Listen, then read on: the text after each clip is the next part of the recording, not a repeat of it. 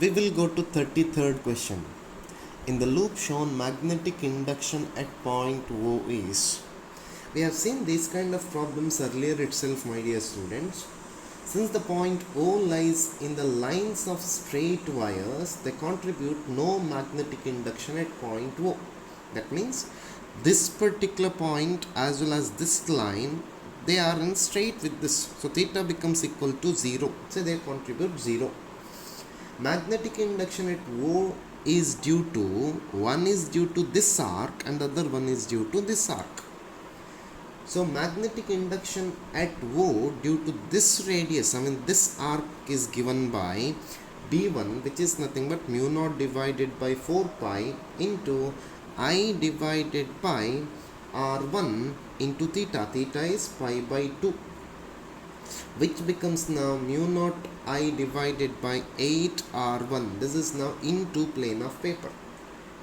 And magnetic field due to second arc, that is B2, which is equal to mu naught divided by 4 pi into I by R2 into pi by 2.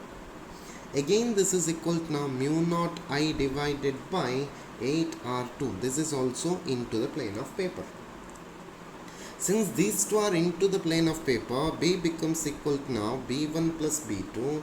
So which becomes now mu naught into I divided by 8 R1 plus mu naught into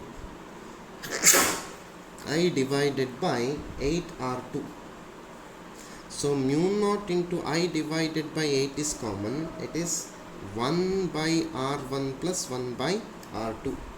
Or it becomes now mu naught into I divided by 8 into R2 plus R1 divided by R1 R2. So option B is correct. Easy question and it is interesting one also. So option B is correct for 33rd question. We will move to 34th question. 34th question says that an alpha particle and proton moving with same kinetic energy enter a region of uniform magnetic field at right angles to the field. The ratio of radii of the paths of alpha particle to that of proton is, you need to calculate ratio of radius. So we know radius is equal to mv divided by qb and kinetic energy k is equal to half mv square, or we can be written as square root of 2k divided by m. So R becomes now m divided by qb into square root of 2k divided by m, or it is now square root of 2mk divided by qb or I can say that radius is now inversely proportional to root m divided by q. So radius of alpha particle divided by radius of proton, which is equal to square root of m alpha divided by mp into qp divided by q alpha. So which is now square root of 4m divided by m into e divided by 2e, which is equal to 1. So for 34th question, 1:1 means option A must be correct. 35th question, my dear students. 35. A straight conductor carrying current is kept along the axis of circular loop carrying current.